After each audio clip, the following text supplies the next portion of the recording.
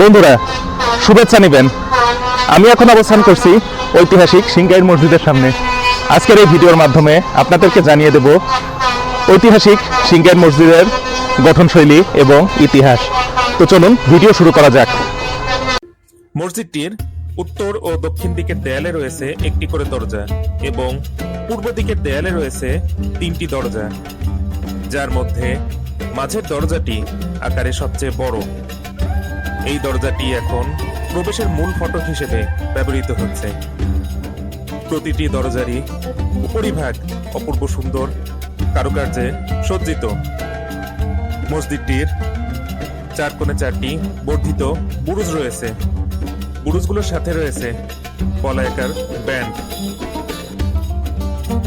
মসজিদটির কার্নিশে রয়েছে পোড়ামাটির নকশা।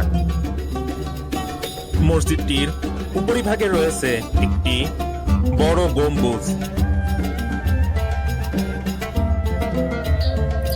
মসজিদের মিহরাবটি অপূর্ব সুন্দর পোড়ামাটির নকশায় সজ্জিত।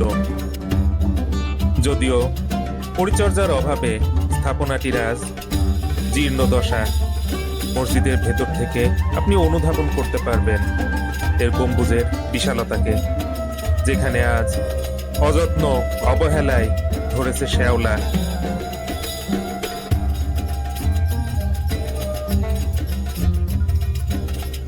সিংগাইর মসজিদ বাংলাদেশের বাগেরহাট জেলার সদর উপজেলায় অবস্থিত।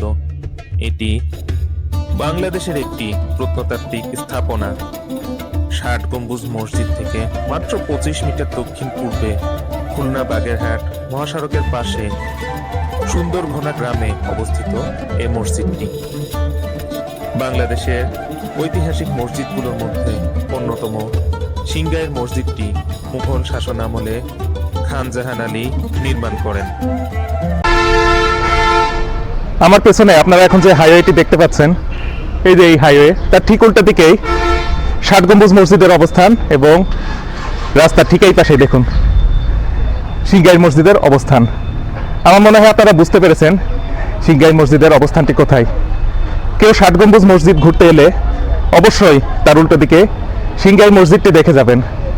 এই মসজিদটিও আমার অনেক ভালো লেগেছে। এটির অবস্থান যদি অন্য কোনো জায়গায় হতো বা কোনো গ্রামের মধ্যে, তবে এই প্রত্নতাত্ত্বিক স্থাপনাটির অনেক সময় থাকতো, কিন্তু খুব কাছাকাছি ৬০ গম্বুজ মসজিদ হওয়ায় এই মসজিদটি ৬০ গম্বুজ মসজিদের আড়ালে ঢাকা পড়ে গেছে। বাগেরহাট শহর থেকে অটো ভাড়া করেই এখানে চলে আসা যায় এবং একই সাথে ৬০ গম্বুজ মসজিদ এবং সিংগাইর মসজিদ দেখে যাওয়া যায়। বন্ধুরা, আশা করি ভিডিওটি আপনাদের ভালো লেগেছে। ভিডিওটি ভালো লেগে থাকলে আমার চ্যানেলটি অবশ্যই সাবস্ক্রাইব করুন এবং পরবর্তী পর্বের নোটিফিকেশন পেতে পাশে থাকা বেল আইকনটি অবশ্যই ক্লিক করে রাখুন। সবাই ভালো থাকবেন। ধন্যবাদ। আল্লাহ হাফেজ।